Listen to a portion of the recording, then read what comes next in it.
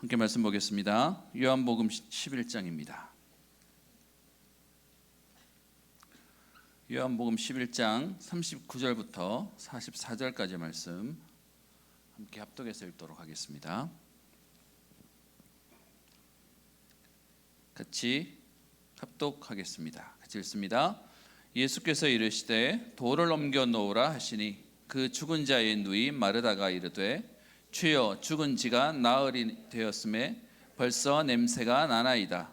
예수께서 이르시되 내 말이 네가 믿으면 하나님의 영광을 보리라 하지 아니하였느냐 하시니 돌을 옮겨 놓으니 예수께서 눈을 들어 우러러보시고 이르시되 아버지여 내 말을 들으신 것을 감사하나이다. 항상 내 말을 들으시는 줄을 내가 알았나이다. 그러나 이 말씀하옵는 것은 둘러선 무리를 위함이니 곧 아버지께서 나를 보내신 것을 그들로 믿게 하려 하심이니이다.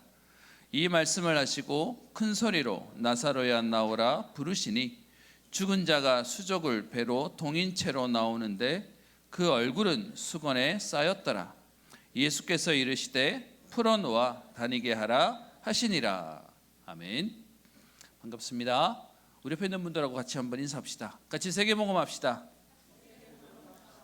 우리 한 번만 더 할까요? 꼭 같이 합시다. 안 하던 거 하니까 다들 낯설어 하시네요. 하나님의 영광을 보리라.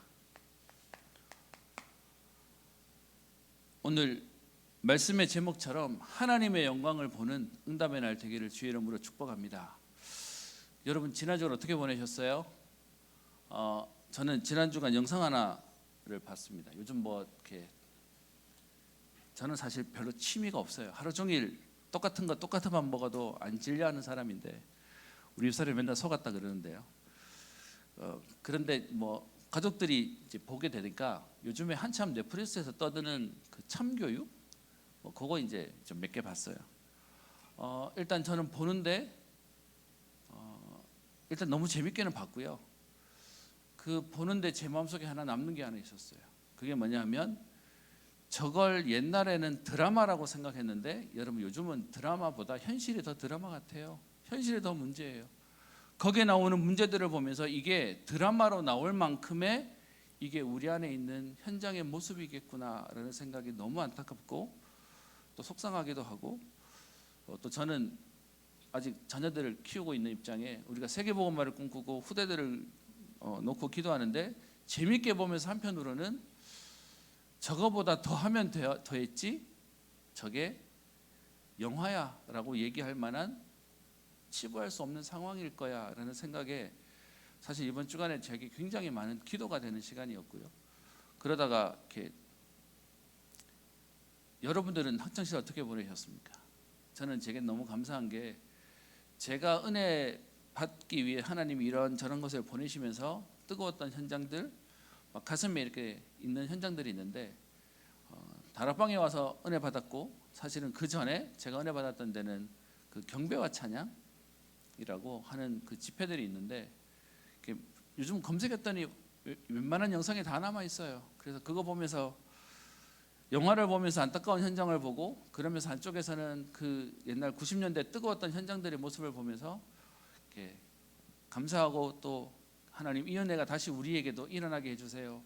또 밑에 댓글 속에 있더라고요. 그 자리에 있었습니다. 뭐 이런 자리 나도 가봤으면 좋겠습니다 라는 많은 모양새를 보면서 오늘 여러분과 함께 나누는 말씀 하나님의 영광을 보리라. 우리가 이 응답의 주역으로 서고요. 이 응답으로 현장과 후대를 살리는 축복이 있기를 주의 이름으로 축원합니다. 그런 마음으로 오늘 예배를 왔는데 오늘 1번 메시지 여러분 내 은혜를 또 주셨을 텐데 오늘 단어를 이걸 쓰셨어요. 애통함.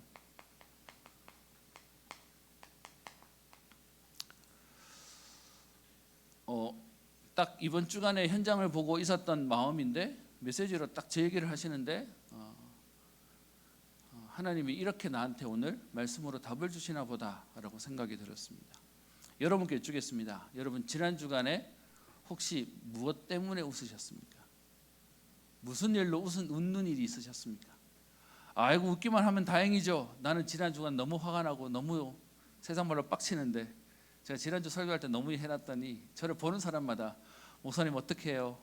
심지어 어떤 우리 청년은 감사하게도 끝나고 나니까 저한테 목사님 좀 드시라고 이렇게 떡을 갖다 놨습니다라고 해주는 사람도 있어요.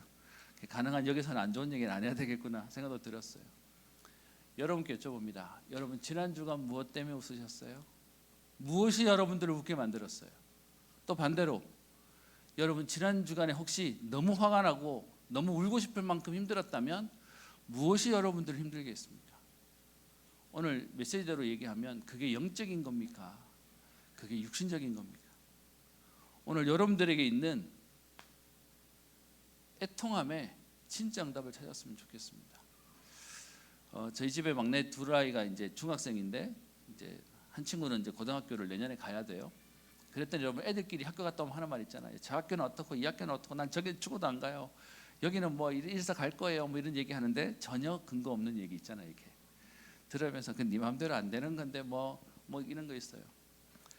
이 아이들이 가는 현장이 지금 저런 모습일 텐데 저게 드러나지 않아도 어딘가에 지금 저 흐름 속에 있을 텐데 여러분 오늘 우리가 나 오늘 잘 먹고 잘 사는 거 가지고 되면 너무 좋겠지만 제가 이렇게 말은 이렇게 얌전하게 해도요 제가 되게 거칠어요.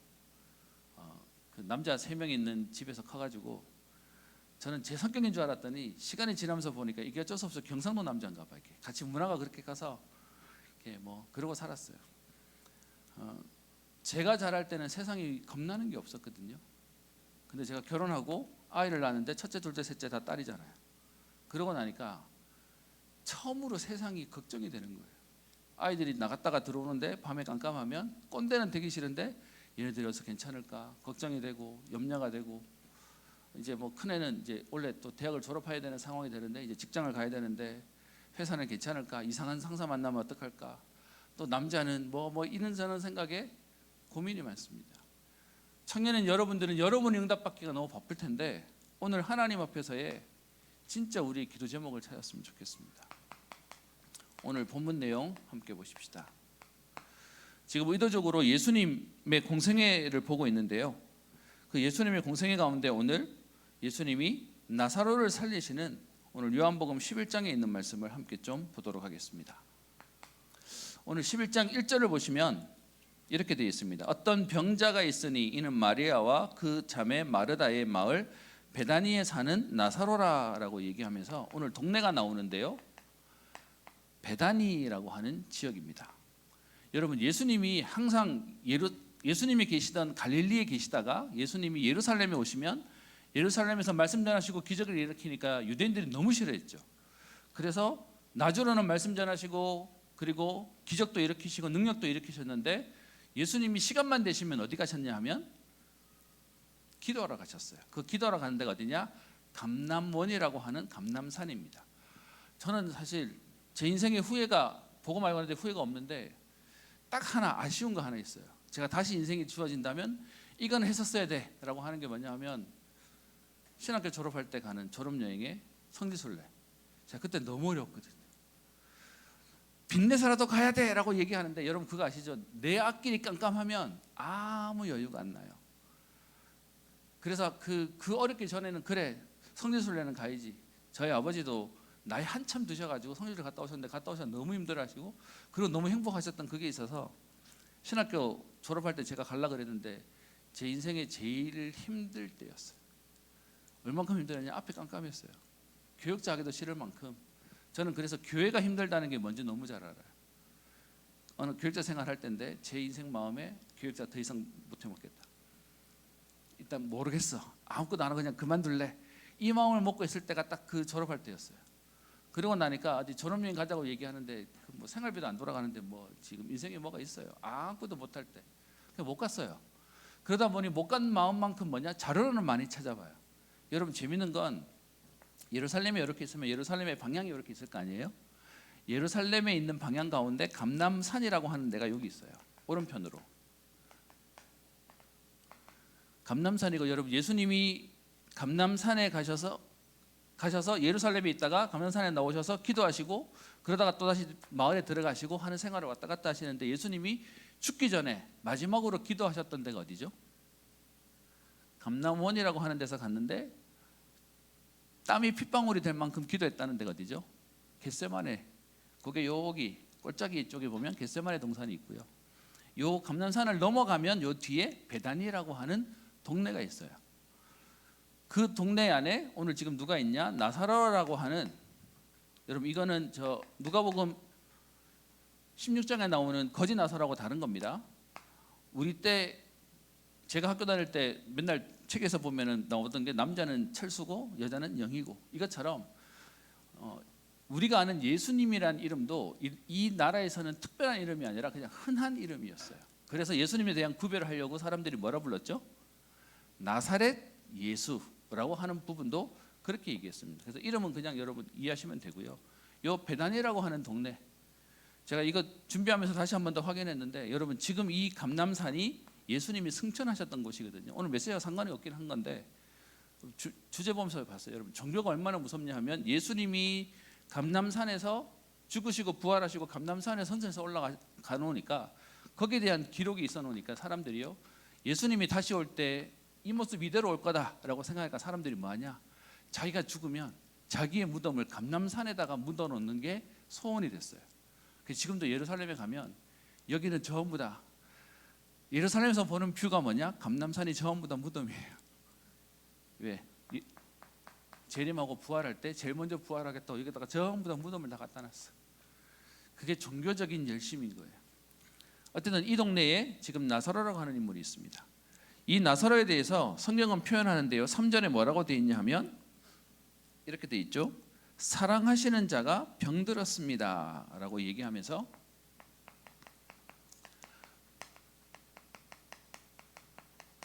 나사로에 대한 오늘 표현이 뭐냐, 사랑하시는 자래요. 뒤에 5절에도 또 그렇게 얘기하고 있습니다. 나사로를 사랑하시더니, 사람들만 나사로가, 여러분 원래 좋아한다는 건 서로 양쪽이 좋아해야 되잖아요. 그런데 성경은 얘기하기를 5절에는 예수께서 본래 마르다와 그 동생과 나사로를 사랑하시더니라고 얘기해서 실제로 사랑받는 줄도 알았고 실제로 사랑하기도 했고 하는 관계였습니다. 근데 이 사랑하시는 자가 오늘 뭔 일이 생기죠? 병이 들었습니다. 여러분 오해하지 마세요. 복음 가진 자가 어려움이 올 수 있냐? 있습니까? 없습니까?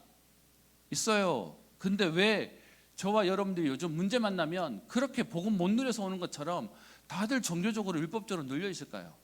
오늘 성경에도 보면 분명히 나사로라는 인물이 하나님이, 예수님이 사랑하시는 자라고 얘기하고 있습니다. 근데 병들었는데 그냥 병든 정도가 아니고요, 어느 만큼?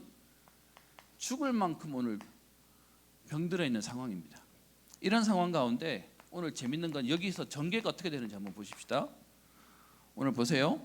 3절에 보면 그 누이들이 예수께 사람을 보내어 주여 보시옵소서, 사랑하시는 자가 병들었습니다.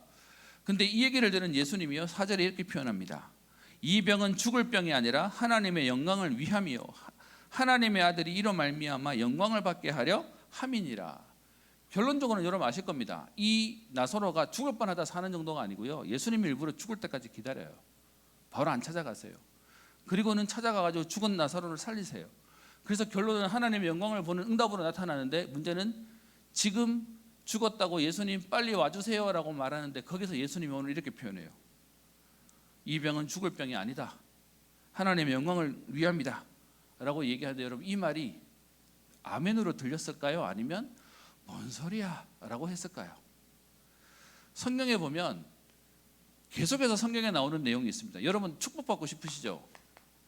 근데 여러분 성경에 나오는 모든 축복은 눈에 보이는 응답으로 나타나는 게 아니고요, 모든 하나님의 축복은 뭐로 나오냐 하면 이렇게 나옵니다. 하나님이 언약으로 주세요. 그게 무슨 말이냐면 당장 지금 주는 게 아니라 이렇게 될 거야 라고 하는 말씀으로 주세요. 근데 문제는요, 우리가 너무 답답하다 보면 다들 축복을 어떻게 받고 싶죠? 당장 받고 싶죠. 근데 말씀으로 될 거야 라고 얘기 들으면 여러분 마음에 아멘으로 붙잡힙니까? 아니면 이거는 또 뭐야 라고 들리십니까? 예가 있습니다. 렘넌트 7명에게 하나님이요 축복을 하시는데 처음부터 축복 주셨나요? 요셉 얘기 한번 해볼까요? 요셉에게 하나님이 주신 첫 번째가 뭐죠?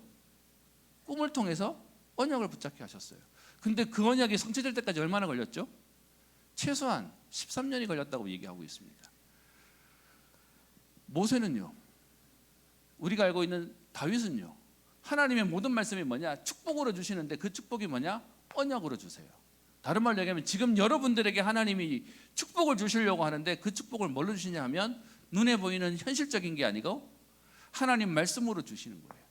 근데 문제는 이 말씀이 하나님 축복으로 안 붙잡혀지는 사람은 못 붙잡고 있는 거죠. 그래서 지나가 버리는 거예요. 오늘 나사로에게도 똑같이 얘기해요. 죽을 병이 아니야 라고 얘기합니다. 그런데 6절 보세요. 나사로가 병들었다 함을 들으시고 그 계시던 곳에서 이틀을 더 유하시고. 오늘 재밌는 표현이 나오죠. 아니 지금 사랑하는 자가 병들어 있으면 예수님이 지금 계속 기적과 능력을 일으키시니까 가서 일으키면 되잖아요. 네 믿음대로 되라 이 한마디면 끝나는 거잖아요. 근데 예수님 일부러요, 이틀을 더 기다리세요.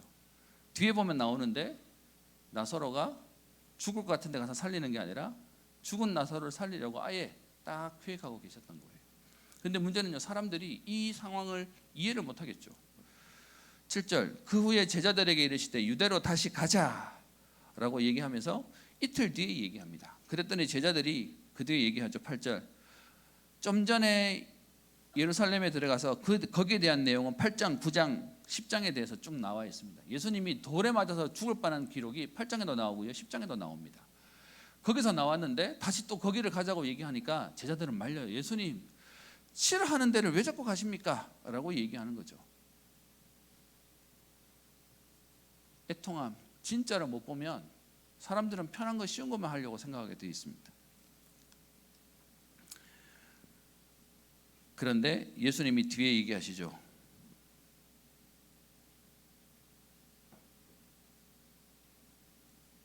14절에 예수께서 밝히 이르시되 나사로가 죽었느니라 라고 얘기하면서 나사로가 죽었다는 얘기를 듣고 예수님이 이제 출발하십니다.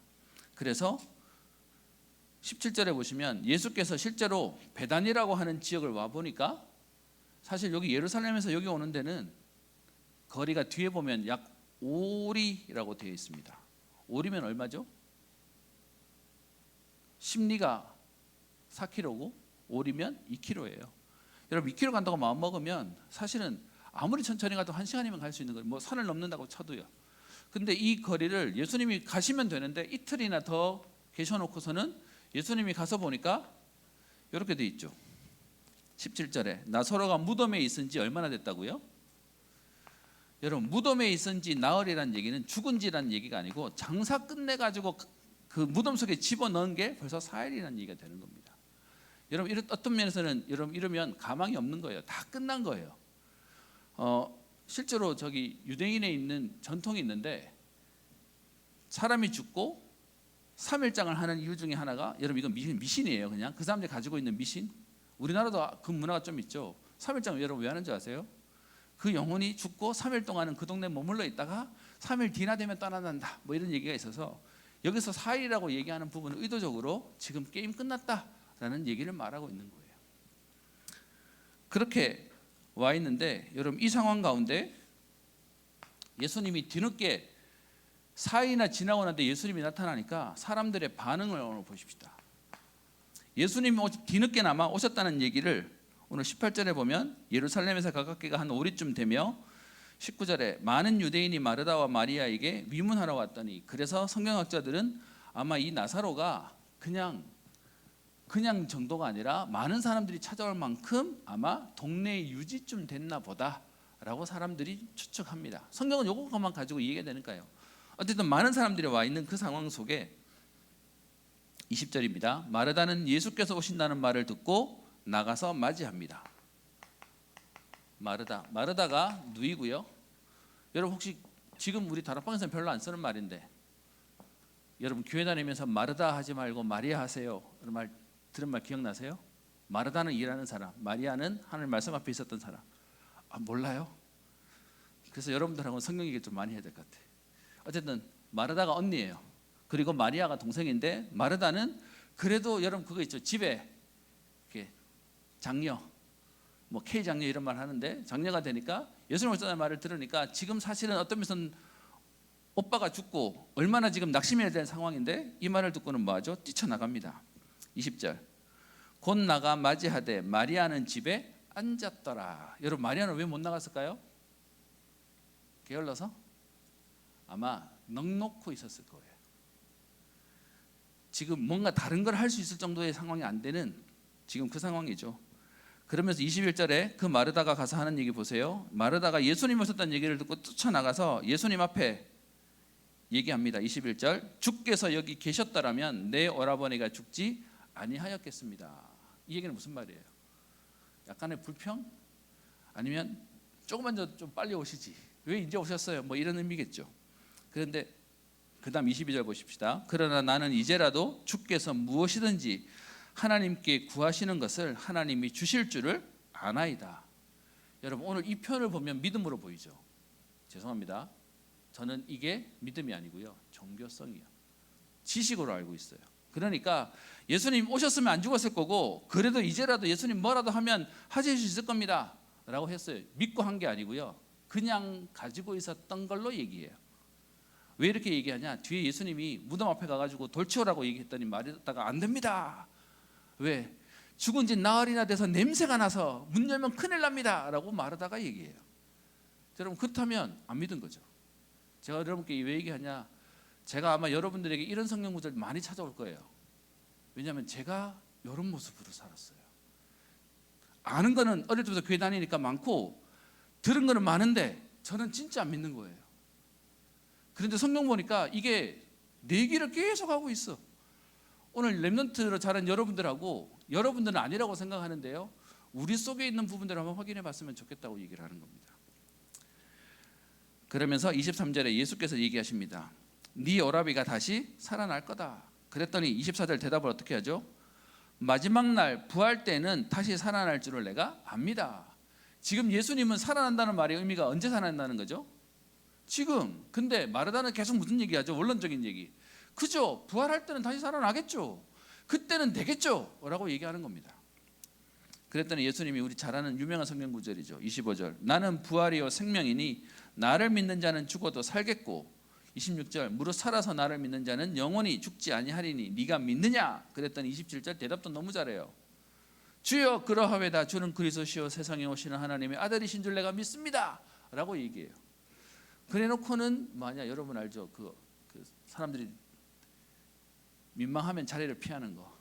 이렇게 대답해놓고는 28절 이 말을 하고 돌아가서 가만히 그 참에 마리아를 불러옵니다. 마리아는 뭐 하는 거야? 왜 안 나오는 거야? 하면서 지금 마리아 부르러 간 거예요. 그제서야 오늘 28절 선생님이 오셔서 너를 부른다 라고 하니까 29절에 그 다음에 마리아의 반응이 나옵니다. 이제서야 정신이 차려졌어요. 그래서 급히 일어나서 나갑니다. 재밌는 건 30절에 예수님은요, 지금 걸어오시면 되는데 일부러 그 자리에서 꼼짝도 안 하고 계세요. 찾아올 때까지 기다리고 계세요. 그랬더니 31절 마리아와 함께 있던 집에 함께 위로하던 유대인들이 마리아가 급하게 나가는 걸 보니까 사람들이요, 지금 그거 있잖아요, 넉넉히 이렇게 아무 거 없는 사람이 갑자기 후다닥 나가니까 사람들이 걱정해. 쟤 나가서 뭔 일을 치를 것 같아 라고 생각하니까 쫓아 따라 나오는 거죠. 따라와 봤더니 32절 예수님 계신 곳에 딱 오게 됩니다. 그래서 지금 마리아가 예수님 앞에 엎드리고 그 상황을 지금 유대인들이 보고 있는 상황이 오늘 32절이죠. 똑같이 얘기합니다. 주께서 여기 계셨더라면 내 오라버니가 죽지 아니하였겠나이다. 여러분 가족을 잃은 이 슬픔은 누구하고도 비교 안 될 겁니다. 그런데 오늘 예수님을 보면서도요, 자기의 상황과 현실 속에 딱 갇혀 있는 모습을 얘기하고 있죠. 그러면서 내 오라버니가 죽지 아니하겠다라고 하고 33절 예수께서 그가 우는 것, 마리아가 울고 그와 함께하는 사람들이 우는 것을 보고는 심령의 비통히 여기시고 불쌍히 여기사. 제가 오늘 이 단어 듣는데 왜 소름 돋았는지 이해되세요? 이 상황 자체에 예수님 앞에 나와 있는 이들이 예수님을 안 믿어요. 예수님 앞에 와 있는 사람들이 예수님을 진짜로 인정하지 않는 모습으로 살아요. 그래서 그것 때문에 슬퍼하고 있는 모습을 보니까 예수님 마음은요, 지금 안타까운 거예요. 그래서 34절 예수님이 묻습니다. 그를 어디에 두었느냐? 그랬더니 저기 뒀습니다. 가서 보십시오라고 하죠. 그리고 35절 예수님께서 눈물을 흘립니다.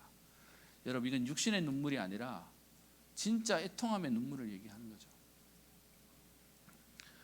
우리는요 힘들면 울 수 있어요. 여러분 우는 거 잘못된 거 아니니까. 여러분께 여쭤볼게요. 예수 믿는 사람 화내도 되나요? 화낼 수 있어요? 저는 옛날에 화 내면 안 되는 줄 알았어요. 오른편 맞으면 왼편도 맞고 뭐 걷어다니면 속옷도 주고 우리가 좀 힘도 가야 되는 줄 알았어요. 목사들로 살아가지고 그런지 그래야 되는 줄 알았어요. 근데 성경 보고 제가 힘을 얻었다니까요. 예수님도 화내셨어. 언제 화냈죠? 성전에 와서 장사하는 속을 만들으니까 뒤집어 푸셨어요. 무슨 말이냐면 화를 안 내야 되는 게 복음 가진 사람의 모습이 아니고요. 진짜 화낼 때는 화낼 수 있어야 되는 게 복음 가진 사람의 모습이었어요. 그래서 오늘 예수님 눈물 흘리시고는 있는 상황인데 여기에 재밌죠. 유대인들의 반응이요. 이런 상황을 두고 36절에 유대인들은 뭐라고 비꼬는지 한번 보십시다. 예수님이 우는 걸 보면서 예수님이 얼마나 그를 사랑하셨으면 예수님도 울고 계실까라고 생각하는 거고요. 37절 비꼬는 얘기입니다.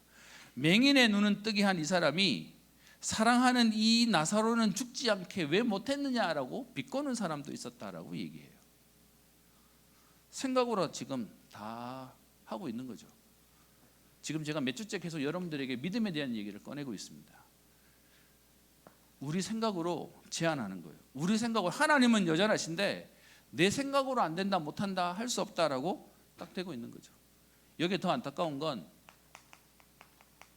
이런 예수님을 제자들도 전혀 이해를 못하고 있어요. 제자들의 내용이 어디 있냐? 8절에 보시면 또 그리로 가시려고 하십니까? 유대로 가자, 나사로 살리러 가자라고 얘기하는데 제자들은 자기들이 아니면 고민해요. 그 욕먹고 돌 맞는 거기에 또 가려고 하십니까? 라고 얘기하는 거죠. 애통함이 없어요.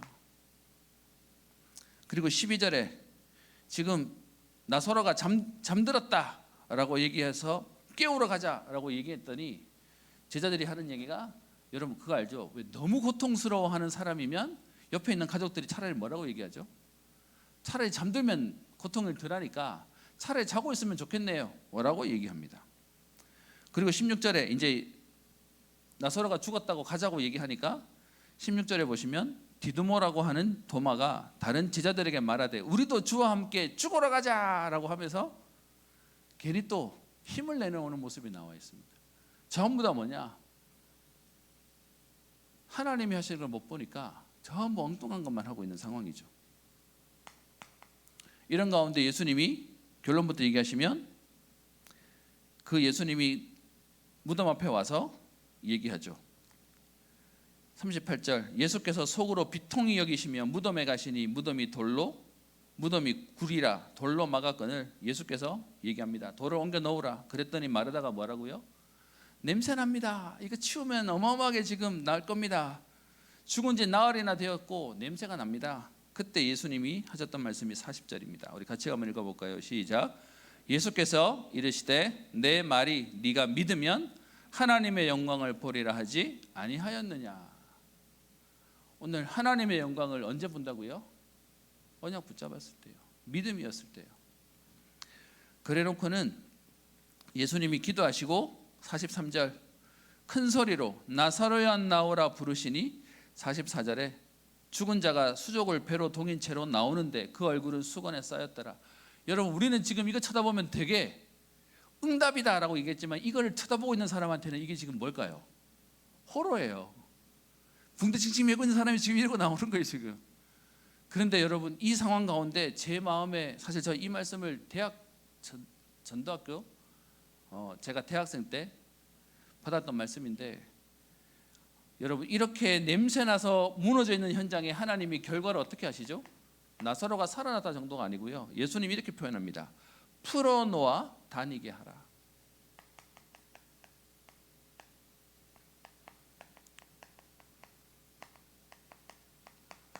여기서는 그냥 묶었던 붕대 수건을 풀어놓으라는 얘기겠지만 저는 뭐냐? 모든 묶여있는 데서 모든 잡혀있는 데서 오늘 해방되어지는 하나님의 응답을 설명하고 있는 걸로 보입니다.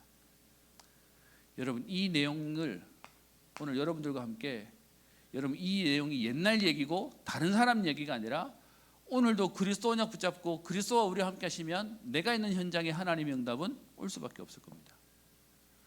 그러면 이 응답이 이렇게 났는데 문제는요, 사람들의 반응이 너무 웃깁니다.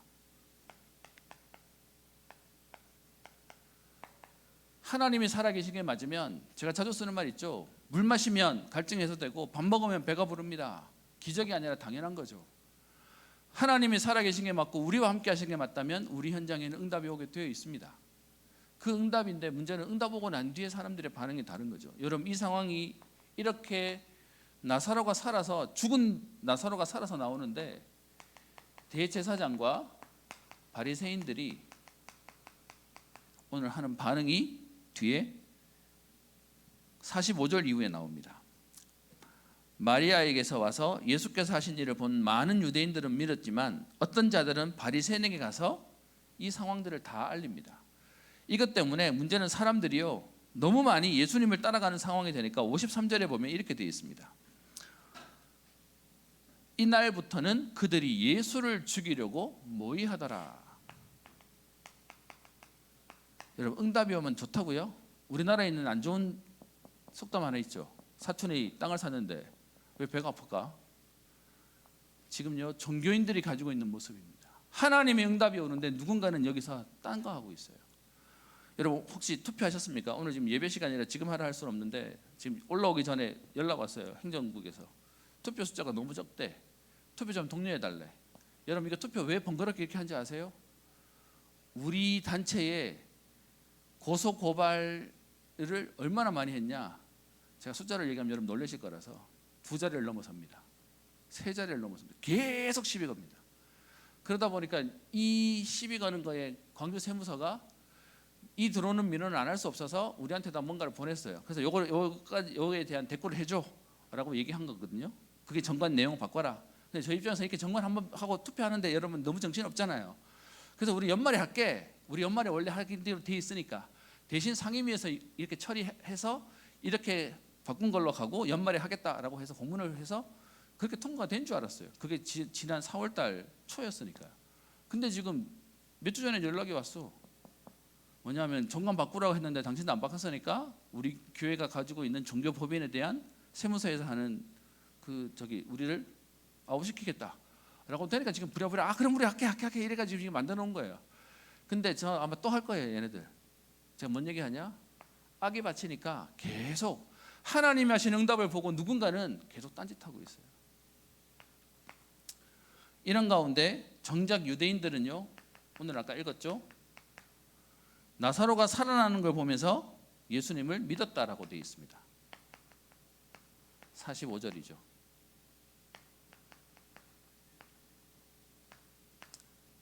여러분, 왜 우리가 훈련을 많이 하는지 아세요? 교회 다니는데 복음 모르고 종교인 되잖아요. 악해요. 좀 얘기 한번 해볼까요? 여러분 주변에 제가 여러분 만나서 상담하면서 물어요. 여러분 가족 상황이 어떻게 돼요? 뭐 집안에 믿는 사람 어떻게 돼요? 라고 하는데 차라리 불신자에 왔으면 제가 너무 귀해 보이는데요. 집에 예수 믿는데 다락방은 안 해요 라는 얘기 들으면 제가 여러분들 보면서 제가 되게 위대하게 여러분을 쳐다봐요. 왜냐? 여러분, 예수 안 믿는 사람은요, 우리 그렇게 핍박 안 해요. 누가 하죠? 기존교회 다니는 사람이 다락방 한다고 난리예요. 한 영혼이 저주와 재앙 가운데 들어가는 거는 억울해 안 하면서요, 다락방 들어왔다? 그러면 눈에 불을 켜고 독을 토해요. 저는 그 자리에 있다가 여기 온 사람이에요. 그래서 종교가 이렇게 무서운 거는 너무 잘 알았어요. 그래서 여러분들에게 계속 지금 반복되는 지금 서밋 타임 해라 이 얘기는 왜 하냐면, 그거 안 하면 또 종교의 탈을 쓰고요, 율법의 탈을 쓸 수밖에 없게 되어가기 때문에 그렇습니다. 그런 중에 여러분, 이 사건이 벌어지고 난 뒤에 있었던 오늘 마리아와 마르다의 모습이 12장에 나옵니다. 우리 12장 잠깐 넘어갈까요? 12장 1절에 보시면 6월절 엿새 전에 예수께서 베다니에 이르시니, 여러분 이것도 되게 재밌습니다. 여기서 말하는 6월절은 예수님이 십자가에 달려 돌아가시는 날이 6월절 전날이었죠.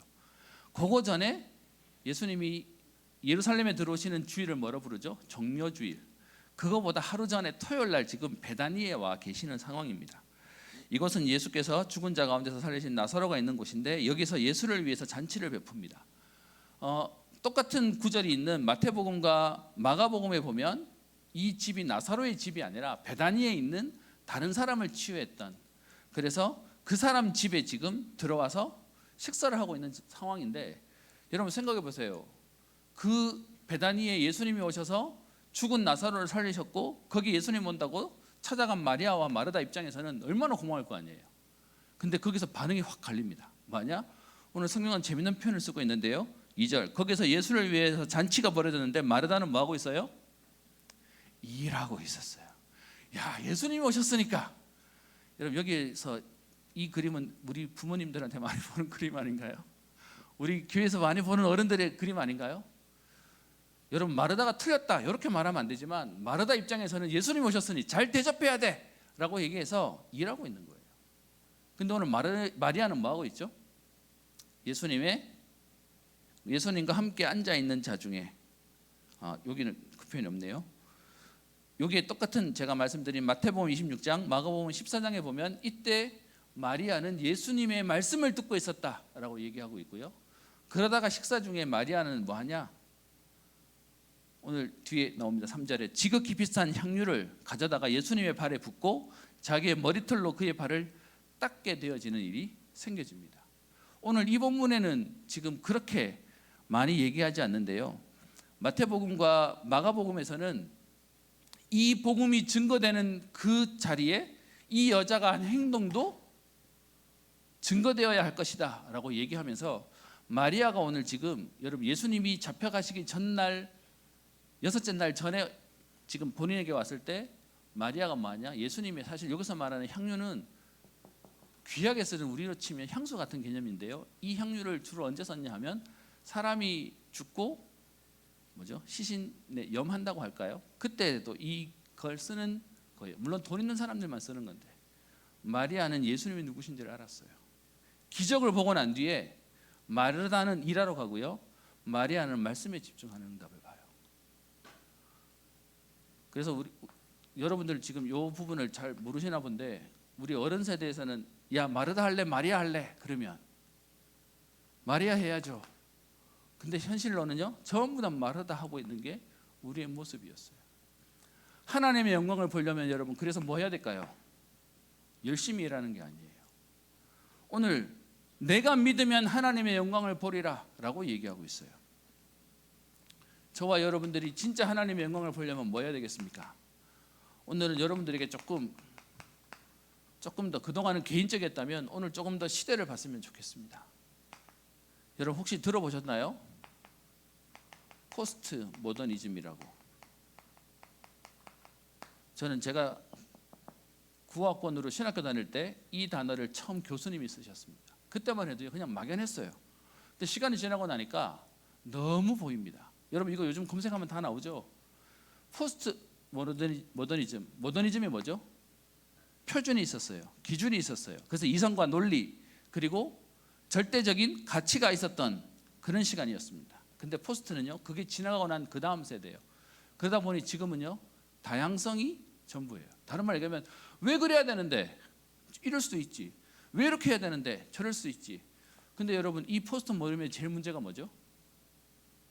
우리가 말하는 도덕적인 가치부터 시작해서 절대적인 하나님 신이 있다, 그리스도만 복음이 있다라는 부분에 대해서 부정하고 반대하는 거예요. 여러분 여기서 나오는 흐름이 뭐냐 하면 우리 젠더에 대한 부분도 여기서 나오는 거죠. 왜 남자가 남자고 여자는 여자여야 돼? 남자가 여자일 수도 있고 여자가 남자일 수도 있고. 실제로 유엔에 봤더니 남자 여자를 칭하는 게 16개? 32개? 되는 부분도 이 흐름 속에서 나오는 겁니다. 여기 오는 흐름 중에 뭐가 있냐? 왜 결혼해야 되는데, 왜 애 낳아야 되는데, 그냥 살면 되지, 좋은 대로 하면 되지 라고 하면서 결국은 뭐냐? 복음이 복음되지 못하게 하는 거예요. 인간은 하나님 만나야 돼, 그래야 행복한 거야. 이 부분에 대해서 왜? 라고 하는 부분이 이 흐름 속에서 나오는 겁니다. 이렇게 무너지니까요 당연히 상대주의 그리고 내가 하나님이다, 뉴에이지. 여러분 이것 속에 그리스도 말고도 구원받을 수 있어, 종교다원주의. 시간이 가기 때문에 좀 조심스럽긴 하지만 여러분 종교다원주의 되게 좋아 보이시면 오해하시면 안 됩니다. 교회가 하나 되자라고 하는 교회 일치 운동을 하면 해야 돼요. 근데 지금 종교다원주의는 뭐죠? 교회가 일치하자는 게 아니라 종교를 하나로 가자고 만드는 거예요. 이건 말이 안 되는 거죠. 여러분 그래서 단어를 교묘하게 쓰는 게 그게 사단이 하는 일이기 때문에 오해하지 마세요. 교회 일치 운동을 해야죠. 전 교회가 그리스도 하나로 통일되도록 기도해야죠. 근데 지금 오만 잡신 미신 귀신들이 지금 종교를 하나로 만들자라고 하는 이 일에 여러분 종교다원주의에 제일 앞장서는 단체가 어딘지 아세요? 천주교예요. 근데 거기에 한국 기독교가 들어가서 WCC 운동하면서 같이 들어간다고 지금 얘기하는데 여기에 한국의 대교회 큰 교회들이 얼마나 좋은 거야. 세상을 평화롭게 하는 건데 들어가자라고 얘기하고 있는 거예요. 근데 걔네들이 우리 보고 이단이래. 아우 진짜. 여러분 그래서 이 시대 속에 여러분 개인이 내가 응답받는 정도가 아니라 하나님 이 시대를 놓고 내가 하나님 앞에 어떤 응답을 받아야 되겠습니까? 그래서요 말씀부터 붙잡는 겁니다. 아까 저기 얘기했던 진짜 하나님 축복받으려면 하나님은요 지금도 언약으로 우리에게 말씀하고 계십니다. 여러분 이 언약을 하나님의 축복으로 받으세요. 하나님이 하시겠다잖아요. 하나님이 하신다고 얘기하잖아요.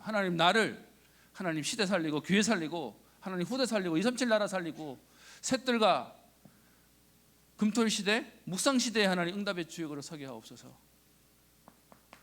그냥 붙잡는 겁니다. 그리고 이제는 이거를 우리의 기도 속에서 시작하는 겁니다. 어떻게 해요? 오직의 응답을 누리는 은혜요. 이 오직을 하기 위해서 뭐냐? 집중하는 겁니다. 근데 많은 분들이 집중을 자꾸 시간을 내야 된다고 얘기하는데 여러분 진짜 집중은 모든 사람에게 24시는 똑같아요. 그래서 24시를 똑같이 집중하기 위해서 우리는 뭐 해야 되죠? 필요 없는 거를 다 재내는 거예요. 더 시간을 내는 게 아니라 아닌 부분, 허투루 쓰는 부분들을 없애면 되는 거죠. 그래서 나오는 단어가 선택적 집중, 제한적 집중. 그래서 모든 걸 살리는 응답을 누려라라고 얘기하는 겁니다. 제가 청년 여러분들 사실 제가 조금 눈치를 보고 있지만 왜냐하면 웬만큼 하자 그러면 안 하려고 그럴 거니까. 근데 여러분 바빠서 못 한다고요? 아니요. 우리 할 거 다 하고 살아요. 진짜 여러분 하고 싶은 마음 먹으면 여러분 스케줄 잡아서 1년 뒤에 여러분 휴가 가는 여행 스케줄 다 잡고 살지 않나요? 우리가 바쁜 게 아니라 진짜 해야 될 거를 안 하고 있으니까 다른 데다가 우리가 시간을 다 쓰고 있는 거죠. 그런 저와 여러분들이 하나님 원하시는 절대를 누리는 겁니다.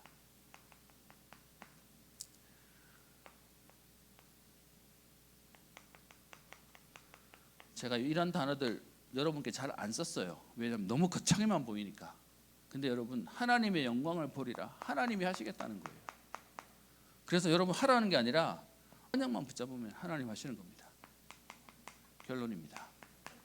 그래서 우리 청년 개인이 뭐 하는 거냐? 여러분 이 하나님의 응답을 누리는 매일의 축복을 보는 겁니다. 제가 사실 지난주부터 제가 회복한 게 하나 있어요. 제가 차로 왔다 갔다 하는 게 저희 교회는 일이니까 누가 그러더라고요. 교역자가 메시지는 못 전해도 되는데 운전은 잘해야 된대.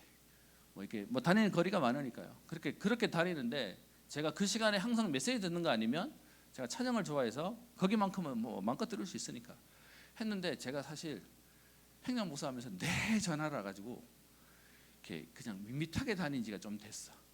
그거 할 시간도 없어. 맨날 얘기했다가 이런 식이고 심지어 메시지로 갔는데 도착했는데 재수 전화 때문에 전화 못 끊어가지고 이렇게 이런 적도 있고 그러다가 아까 제가 얘기했던 그 옛날 항상 집회했던 영상들 이런 것들 찾아보면서 아 내가 지금 이 시간만이라도 내가 다시 은혜를 회복해야 되겠다 생각이 들어서 차 타면 죄송합니다 제 차는 옛날 버전이라 블루투스 연결하고 추고 이렇게 다 하고 세팅하고 이렇게 하는 시간이 있어요. 그 시간도 없이 다녔는데 지금은 일부러 딱 차에 타면 그 시간부터 가집니다. 그 시간에 내가 은혜 받아야 되겠다. 그 시간에 응답을 누려야 되겠다. 그러고 다녔더니 제가 살 것 같아요. 너무 행복해요. 여러분들에게 여러분만이 은혜 받을 수 있는 시간을 가지세요. 그게 사람마다 다르겠죠. 저는 제가 제일 좋을 때가 죄송합니다. 이게 통성기도 하는 시간 기도하는데 저는 그 시간에 이렇게 뭐가 자꾸 하나님 뭘 주셔요 이렇게. 그래서 그 기도회 가는 자리에 가가지고 저는 혼자 이렇게 막 뭘 하고 있어요. 뭐 저한테 하나님 주시는 은혜니까. 제가 먼저 그냥 여러분만이 하는 행복한 시간을 찾으라는 거예요. 두 손 모고 눈 감고 힘들면, 여러분 매듭는 게 힘들면 여러분만이 할 수 있는 응답을 찾는 거예요. 그래서 진짜 여러분 살아나는 걸 회복하는 거죠. 그리고요, 우리 청년국입니다. 여러분 우리가 지금 청년국에 교구 모임이 있습니다. 그리고 기수 모임이 있고요. 앞으로 응답받을 지금 우리 전문별 모임을까지 기도하고 있습니다. 여러분 교구 모임, 다른 말로 지역 모임이죠. 지역 모임인데 여러분 우리의 지역 모임을 왜 하냐 하면 교회에 오면 여러분 소속되어 있는 교구가 있을 겁니다. 그죠? 그게 지금 우리가 하는 지역 모임입니다. 그리고요 기수 모임. 기수 모임이 교회는 뭘까요? 여러분 부모님들 가 계시는 전도회입니다. 그리고요 전문별 모임. 이게 우리가 앞으로 응답받을 산업 기능에 대한 부분입니다. 저는 이걸 문화라고 얘기하겠습니다. 여러분 여쭤 보겠습니다. 우리 안에 교구, 기수, 전문별이 돌아가야 되는데 여러분 생각하기에 이것 중에 제일 잘 되는 게 뭐라고 생각하세요? 사실 그동안 우리가 교구하다가 기수하고 있는 상황인데 이 세 개 중에 사실 뭐라도 하나만 제대로 돌아가면 나머지 게 시너지를 받을 텐데 지금 제가 와서 보니까 뭔가 약간씩 어설퍼. 그러다 보니 여기 아무도 안 들어가. 그러다 보니 어떻게 될지 모르겠다라고 생각하는데 여러분 사실 이게 우리 교회 모습이에요. 우리 교회의 가장 근간은 교구 모임이에요. 그죠? 여러분 다 교구 소속돼 있을 거고요. 오늘 투표하러 갔는데 여러분 혹시 투표 안 되는 사람도 있었나요? 뭐 임의적으로 하다 보니 그런 사람도 있었을 거예요. 그래서 교회에서는 교구 모임과 전도회 모임이 되어지면 웬만한 응답은 사실은 만나면 거기서 다 돼요. 근데 여러분 보시기에 우리 교회 전도회 모임 잘 되나요? 안 돼요. 제가 이 얘기를 왜 하냐면 그게 우리 청년들이 가지고 있는 문화가 우리 교회 전체 문화의 축소판이에요. 그럼 뭐 하는 거냐? 우리가 이 흐름 바꾸는 겁니다. 그래서 이 모임을 여러분 매번 열심히 오라 이 말을 하자는 게 아니라 우리의 흐름을 바꾸는 응답을 놓고 기도하고 있습니다. 그래서 하나 부탁합니다. 시대가 많이 변했어요, 여러분. 제가 우리 아이들을 볼 때마다 참 안 된 것 중에 하나가 뭐냐 하면 제가 자랄 때만 해도요. 그냥 부모님이 엄마 나 나갔다 올게 라고 얘기하면 갔다 와 이렇게 얘기했어요. 그래가 공 하나 들고 학교 가서 운동장 가면 애들 있어서 같이 공 차고 막 이러고 살았어요. 근데 지금은 여러분 아세요? 애들이 나와서 공 차려고 공 들고 나왔잖아요. 아무도 놀아주는 사람이 없어요. 그럼 요즘 애들은 축구하려면 어디 가야 되는 줄 아세요? 조카 있는 분들 아시잖아요. 요즘 애들 축구하려면 어디 가는 줄 아세요? 축구 클럽 가야 돼요. 동네에서 문화에 만날 수 있는 장이 하나도 없어요. 그러니까 처음에는 제가 얘네들이 왜 학원을 가야 돼? 축구하러 가는데? 그냥 가서 공 차면 되지. 그냥 가서 놀면 되지. 노는 것도 안 돼요. 제가 우리 아이들 노는 거 보고 깜짝 놀랐어요. 뭐냐면 여러분 그 왜 놀이터에 가면 애들끼리 이렇게 술래잡기 하잖아요. 그냥 가위바위보 해가지고 술래가 되고 그러면 이제 도망다니고 와서 잡고 그러면 이제 바뀌잖아요. 깜짝 놀란 거. 아이들끼리 술래잡기 하는데 술래가 된 애가 술래가 되면 나 집에 갈래 하고 집에 가버린대. 그럼 다시 또 갔다가 가위바위보 해. 그래 하다가 또 술래가 되잖아요. 그래도 좀 하다가 쫓아가다가 좀 안 되면 집에 가버린대. 여러분 정말 거짓말 같으세요? 시대 문화가 완전히 바뀌어 버렸어요. 그러니까 제가 너무 안타까운 게 뭐냐 하면 교회가 하던 모든 모임이 이제는 학원들이 하고 있어요. 월화수목금까지 학원 다니다가 토요일 되면 애들이 학원 간대요. 왜? 그랬더니 학원에서 영어 보여준대. 학원에서 달란트 잔치한대. 제가 그때 그 달란트 잔치 할 때 제 교회 교인이 100명, 150명 정도 됐거든요. 토요일 날 애들 모으는 행사 한번 만들어 보려고 선생님을 얘기했더니 우리 시간이 없어요 하고 안 되는 거예요. 교회가 모았던 모든 흐름이 다 뺏겨 버렸어요. 그러고 나니까 시대가 완전히 변해져서 이상한 시대가 돼 버렸어요. 말씀을 마칩니다.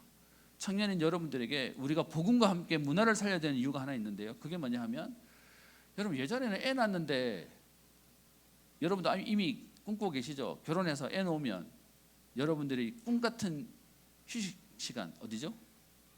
산후조리원. 거기 가가지고 애기 뭐 이렇게 씻기는 법부터 다 배운다고 얘기하고 있어요. 여러분 옛날에 그런 게 어디 있었어요? 뭐냐면 이제는 전부 다 배워야 되는 시대가 되고요. 뭔가 그렇게 만들어주지 않으면 못하는 시대가 돼버렸어요. 그래서 우리 청년부에서 기도하고 있는 게 있습니다. 여러분들 기도해서 응답 받으세요라고 얘기했더니 너무 어려워해. 그래서 지금 이름을 뭘로 붙일지는 모르겠지만 이게 하트 시그널이 될지 이게 나는 솔로가 될지 이거 가지고 우리가 좀 청년들이 시작할 수 있는 뭔가를 만들어야 되겠다라고 하는데 감사한 건 이것 때문에 지금 눈에 불을 켜고 준비하는 팀들이 생겼어요. 그래서 제가 마음에 여러분 연애 프로 한다 이게 아니라 우리가 흐름을 바꾸는 뭔가를 시작할 수 있는 걸 하나씩 만들어 보려고 합니다. 여러분 뭐 이거 신청 받을 거예요. 안 하고 싶은 사람은 억지로 다 들어가 하는 거 아니에요.